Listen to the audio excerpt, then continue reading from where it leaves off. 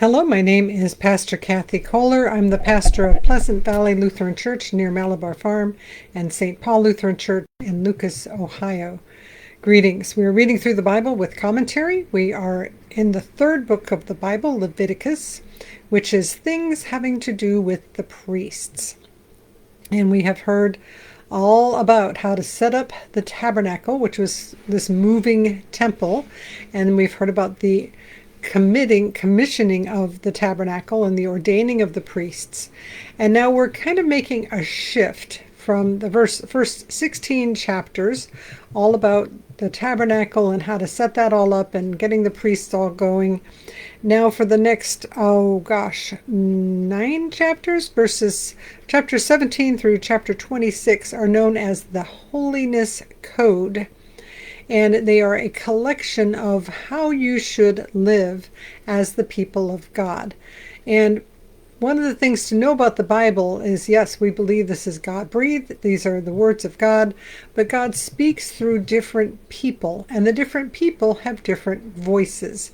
So the first 16 chapters have been this priestly voice talking about the temple, the tabernacle, and how to run it and run it right.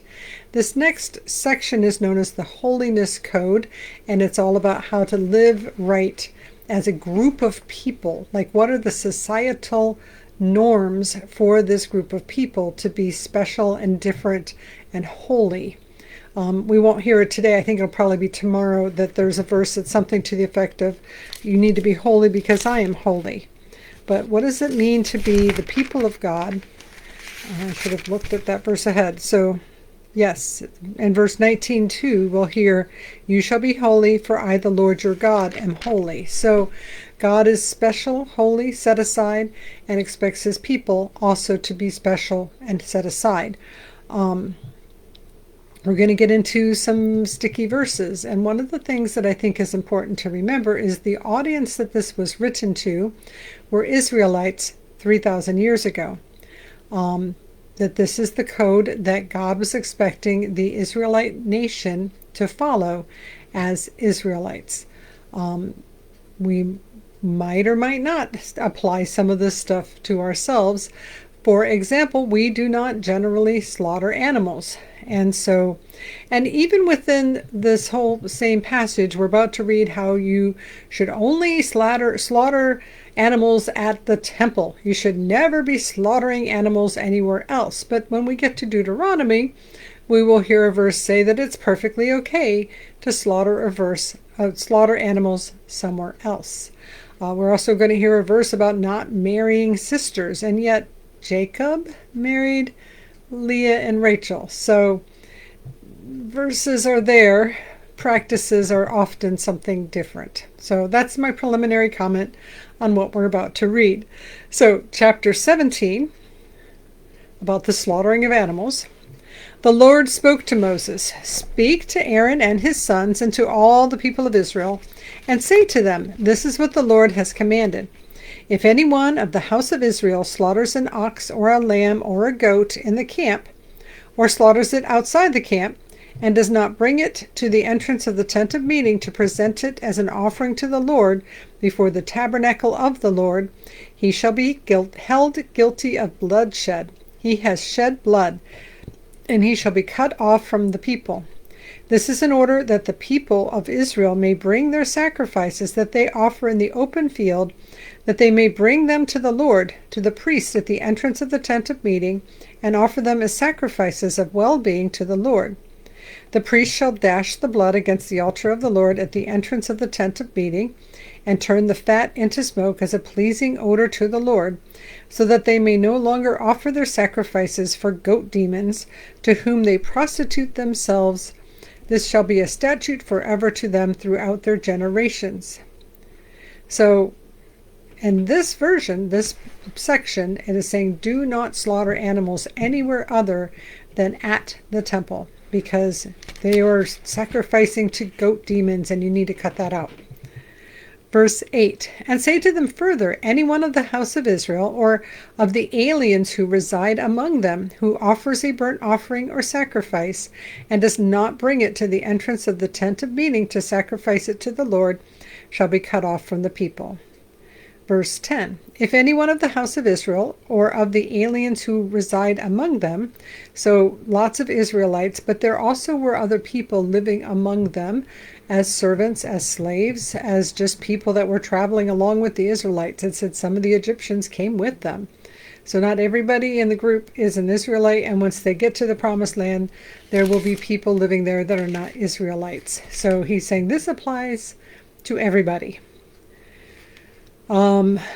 I will set my face, so if any of the house of Israel or any of the aliens who reside among them eats any blood, I will set my face against that person who eats blood, and will cut that person off from the people. For the life of the flesh is in the blood, and I have given it to you for making atonement for your lives on the altar. For as life, it is the blood that makes atonement. Therefore I have said to the people of Israel, no person among you shall eat blood, nor shall any alien who resides among you eat blood. And any one of the people of Israel, or of the aliens who reside among them, who hunts down an animal or bird that may be eaten, shall pour out its blood, and cover it with earth. And I think probably one of the reasons for the prohibition against slaughtering is that way they know that the blood is not being eaten by the people, it's being poured out by the altar. Verse 14, for the life of every creature, its blood is its life.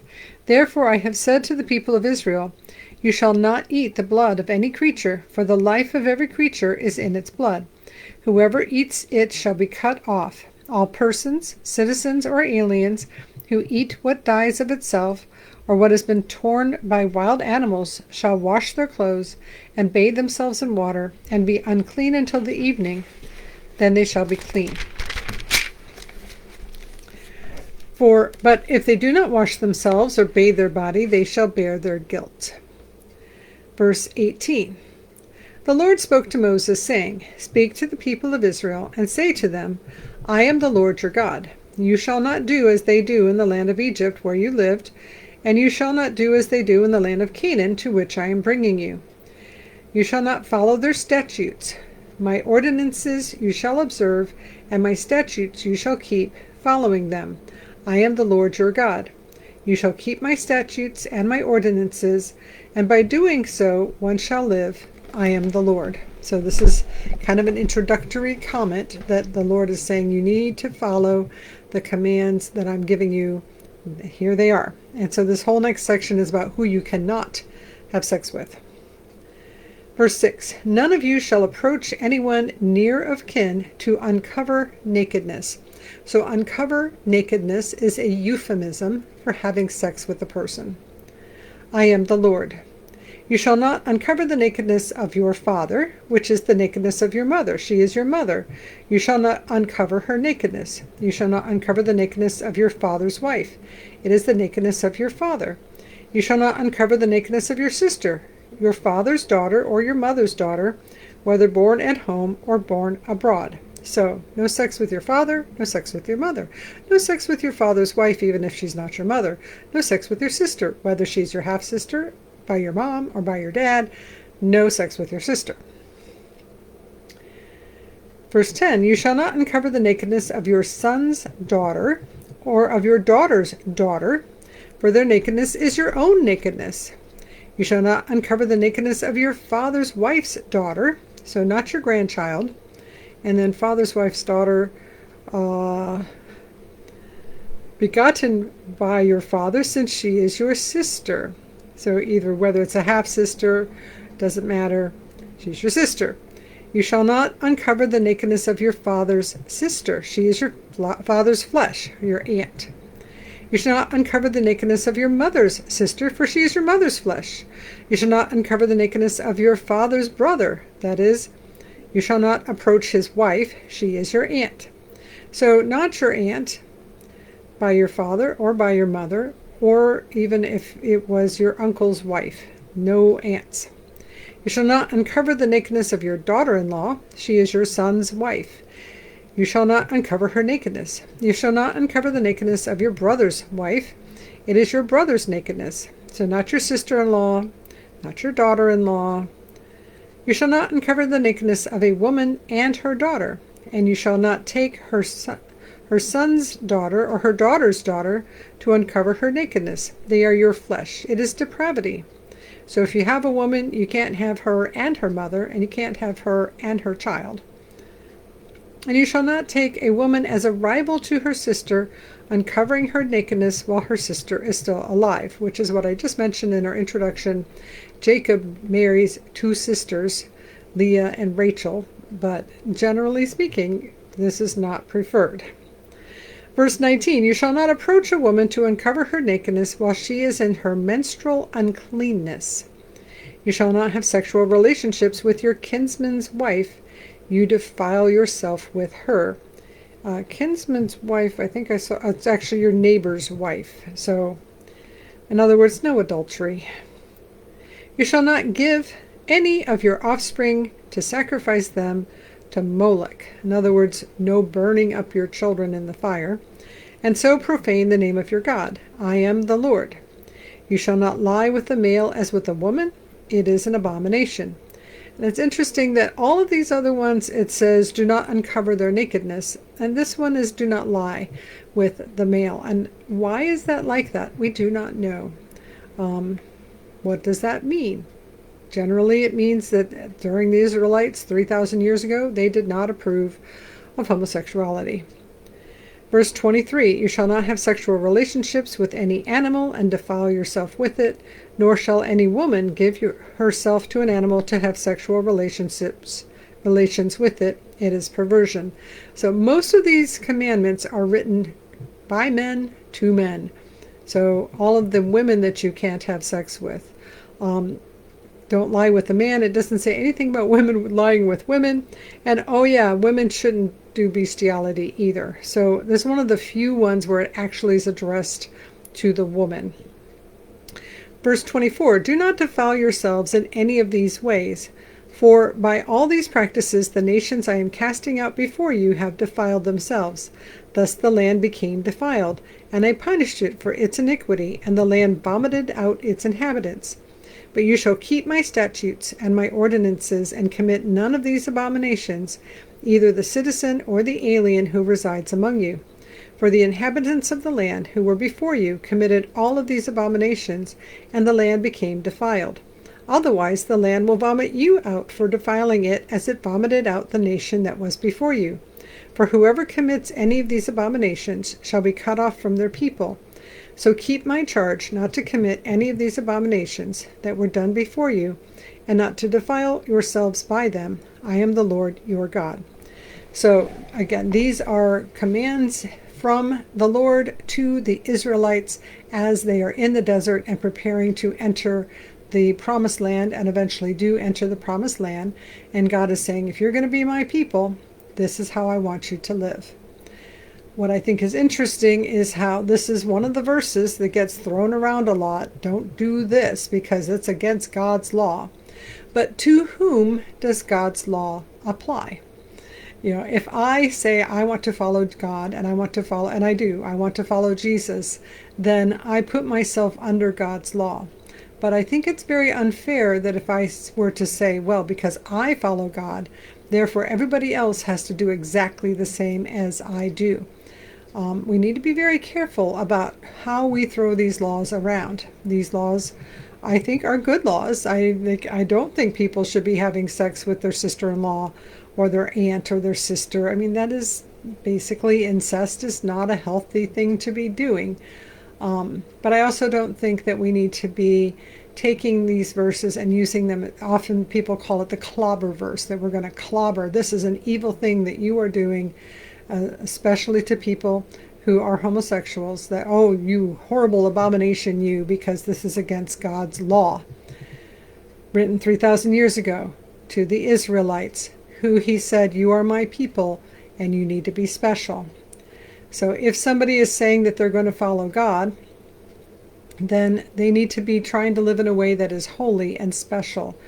Except for even then, I have known quite a few homosexual couples that are married, faithful, loving, far more faithful and far more loving than some heterosexual couples are. So which ones are following God? And in the end, my point is that we each need to follow God for ourselves. Each one of us has to stand before God and be able to say that we did what we believed that God was calling us to do, and to live righteously before the Lord. And if someone has not called themselves gods, if they're not Christian and they don't claim to follow God, then I don't expect them to live in a way that I live necessarily. I mean, maybe they do. Lots of people are very moral, even atheists can be very, very moral. My point is that just because this says this here, well, now everybody anywhere ever should always live this way. How do we apply this to people who have no desire to follow God? It feels a little unfair.